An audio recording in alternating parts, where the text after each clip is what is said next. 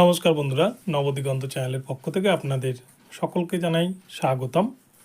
তো বন্ধুরা, আমি আজকে সারাদিন একটু কর্মব্যস্ততার জন্য আপনাদেরকে আপডেট দিতে পারিনি। তো আমি আপনাদেরকে এখনই কিন্তু আবার একটি ভীষণ গুরুত্বপূর্ণ আপডেট শেয়ার করতে চলেছি আপনাদের জন্য।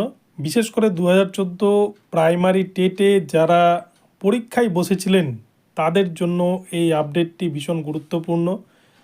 2014 প্রাইমারি টেটে যে 6টি প্রশ্ন ভুল রেখেছিল পর্ষদ, সেই 6টি প্রশ্নের যে মামলা ম্যাট 1594 নিয়ে কিন্তু একটা বিস্তারিত গুরুত্বপূর্ণ আপডেট উঠে এসেছে এই মুহূর্তে সুপ্রিম কোর্টের পক্ষ থেকে। তো আপনাদেরকে আমি সেই বিষয়ে এখন কিন্তু বিস্তারিত জানাবো যে এই বিষয়ে কারা কারা 6 নম্বর পেতে পারেন বা আদৌ 6 নম্বর পেতে পারেন কিনা, পর্ষদের সাবমিশন কি এই বিষয়ে। তো এই বিষয়ে আমরা এখন বিস্তারিতভাবে আলোচনা করব। তো আপনাদেরকে সম্পূর্ণ বিস্তারিতভাবে জানতে গেলে কিন্তু পুরো ভিডিওটি দেখতে হবে স্কিপ না করে, তাহলে আপনারা সম্পূর্ণটা বুঝতে পারবেন। তবে তার আগে বলে রাখি, যারা প্রথমবার আমার চ্যানেলে এসেছেন আপনারা কিন্তু অবশ্যই আমার চ্যানেলটিকে সাবস্ক্রাইব করে অল নোটিফিকেশন অন করে দেবেন, কেননা এই ধরনের আপডেট আপনারা কিন্তু একমাত্র নবদিগন্ত চ্যানেল থেকেই পেয়ে যাবেন সবার আগে, সবার প্রথমে। তো চলুন বন্ধুরা, আমরা এবার আজকের এই আপডেটটি বিস্তারিত প্রথম থেকে শেষ পর্যন্ত দেখে নিই। দেখুন বন্ধুরা, ম্যাট 1594 বা প্রশ্নভুল মামলা বর্তমানে কিন্তু সুপ্রিম কোর্টে স্টে হয়ে রয়েছে এবং এই ম্যাট 1594-এর যে 6 নম্বর দেওয়ার কথা ছিল কলকাতা হাইকোর্টের বিচারপতির যে নির্দেশ ছিল তার উপরেই কিন্তু সুপ্রিম কোর্ট থেকে একটা স্টে অর্ডার জারি করা হয়েছে এবং এতেই কিন্তু প্রাথমিক শিক্ষা পর্ষদ ভীষণ খুশি, কেননা প্রাথমিক শিক্ষা পর্ষদ যেমন করে হোক যে কোনো বিষয়ে কিন্তু স্টে পড়ে গেলেই তাদের অস্বস্তির কারণ বাড়বে না। কেননা আপনারা দেখেছেন বারংবার কিন্তু কলকাতা হাইকোর্ট হোক, সুপ্রিম কোর্টে হোক, প্রাথমিক শিক্ষা পর্ষদকে কিন্তু নাস্তানাবুদ হতে হয়েছে, বিভিন্ন ক্ষেত্রে অস্বস্তিতে পড়তে হয়েছে। তাদের কাছে কোনো উত্তর নেই, এত পরিমাণ দুর্নীতি করেছে যে তারা সেই বিষয়ে কিন্তু সঠিকভাবে কোনো উত্তর দিতে পারছে না আদালতে। তো এই প্রসঙ্গে প্রথমেই বলে রাখা হলো, সিবিআই কিন্তু তাদের চার্জশিটে উল্লেখ করেছিল যে 6টি প্রশ্ন ইচ্ছাকৃতভাবে মানিক ভট্টাচার্য ভুল লেগেছিল, যাতে বারংবার কোর্ট কেসের নাম করে তারা নিয়োগ দিতে পারে।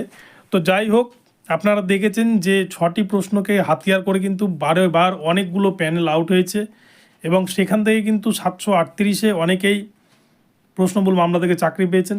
478-এও তারপরে একটি প্যানেল বেরিয়েছিল, সেখানেও কিন্তু প্রশ্নভুল মামলা থেকে বেশ কিছু প্রার্থী চাকরি পেয়েছেন এবং এমনকি এছাড়াও কিন্তু আরও কয়েকটি প্যানেলের মাধ্যমে অনেক ক্যান্ডিডেট এইভাবে চাকরি পেয়েছেন, যেগুলোর কিন্তু কোনো হিসেব নেই।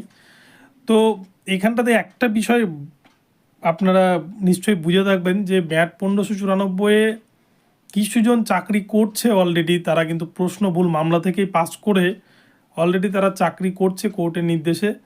আবার এই কোর্টেই নির্দেশ দিয়েছিল যে সকলকে কিন্তু 6 নম্বর করে দিতে হবে।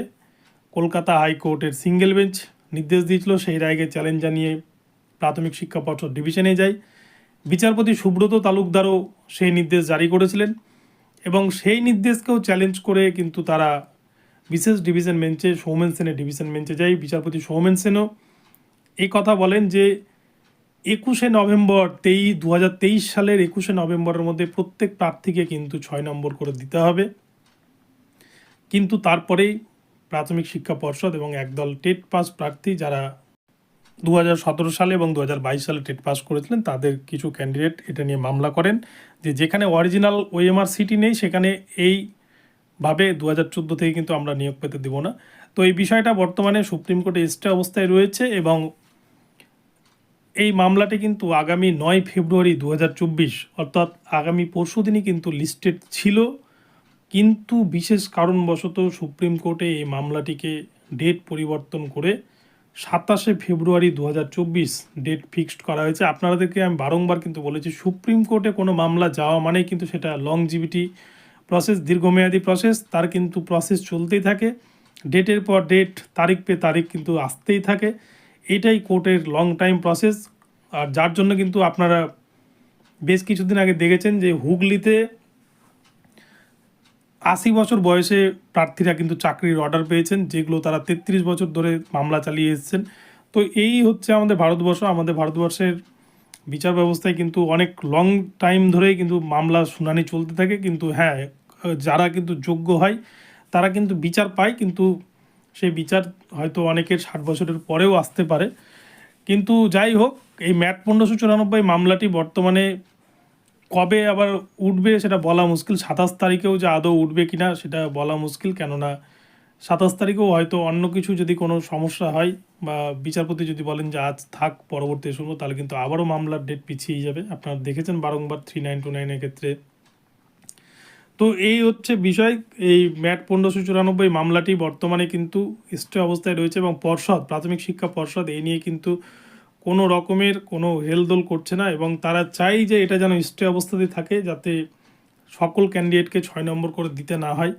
কেননা সকল ক্যান্ডিডেট অর্থাৎ প্রাথমিকে কিন্তু 2014 যে টেট পরীক্ষা হয়েছিল সেখানে আপনারা দেখেছেন উড়িষ্যার বালাসোর শহরে সিবিআই যে রিপোর্ট দিয়েছে তাতে কিন্তু উড়িষ্যার বালাসোর শহরে 22 লক্ষ ওএমআর সিট পুরানো হয়েছিল।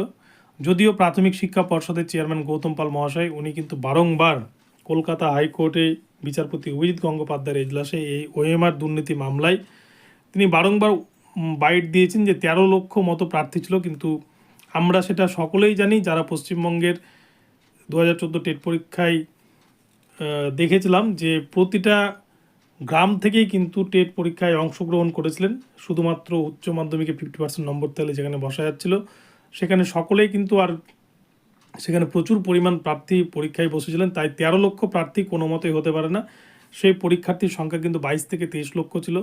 তাই যাই হোক, তো এই এতগুলো হিউজ ক্যান্ডিডেটকে 6 নম্বর করে দেওয়ার পক্ষপাতী নয় প্রাথমিক শিক্ষা পর্ষদ। প্রাথমিক শিক্ষা পর্ষদ কিছু মুষ্টিমেয় ক্যান্ডিডেটকে 6 নম্বর করে বাড়িয়ে তারা কিন্তু তাদেরকে অলরেডি চাকরিও দিয়ে দিয়েছেন। কেন দিয়েছেন আশা করি সেটা বলার প্রয়োজন পড়বে না, আপনারা সবই বুঝেন যে মানিক ভট্টাচার্য যে দুর্নীতিটা করে গিয়েছেন সেই দুর্নীতির জন্য কিন্তু আজকে অনেক হাজার হাজার ভালো ভালো ক্যান্ডিডেট যাদের নম্বর প্রচুর পরিমাণে একাডেমিক স্কোর থাকলেও তারা কিন্তু বঞ্চনার শিকার হয়েছে। আবার অপরদিকে দেখা যায় যে পর্ষদের নবনিযুক্ত সভাপতি গৌতম পাল মহাশয় উনি সমস্ত কিছুকে মানিক ভট্টাচার্যের সমস্ত দুর্নীতিকে চাপা দেওয়ার চেষ্টা করেন এবং সমস্ত কিছুকে কিন্তু স্বচ্ছভাবে চালিয়ে দেওয়ার চেষ্টা করেন। তবে এটা বলা না বললেই নয়, 9533-এর যে প্যানেল আউট করেছেন গৌতমবাবু, এটা কিন্তু সত্যিই একটা দারুণ বিষয়, কারণ এইভাবে কিন্তু প্রাথমিকের প্যানেল এর আগে কোনো দিন বিশেষ করে তৃণমূলের আমলে প্রকাশিত হয়নি মানিক ভট্টাচার্য চেয়ারম্যান থাকাকালীন। তো এই যে প্যানেলটা প্রকাশ করেছেন উনি কিন্তু ওটা অসাধারণভাবে প্যানেলটা প্রকাশ করেছেন। 100% রোস্টার মেনে যেভাবে প্যানেল প্রকাশ করা উচিত, এবং এই প্যানেল মোতাবেক যদি 2014 টেটের প্যানেল তৈরি হতো 42,949 এবং 16,500-তে, তাহলে কিন্তু অনেকেই তখন চাকরিটা পেয়ে যেত, কেউ কিন্তু বঞ্চিত হতো না। আর তখন এইভাবে প্যানেল প্রকাশ করেনি বলেই কিন্তু প্রাথমিক শিক্ষা পর্ষদ কিছুতেই প্যানেল প্রকাশ করতে চায় না। আপনারা দেখেছেন বারংবার সেটাতে কিন্তু ডিভিশন বেঞ্চ স্টে পড়ে গিয়েছে। তো যাই হোক বন্ধুরা, এখন এই পর্যন্ত রইল আপডেটটি। তো ভিডিওটি ভালো লাগলে চ্যানেলটিকে সাবস্ক্রাইব করে দেবেন এবং ভিডিওতে লাইক শেয়ার কমেন্ট করে দেবেন। ধন্যবাদ। পরবর্তী ভিডিও নিয়ে আগামীকাল সকালে আবার আসছি।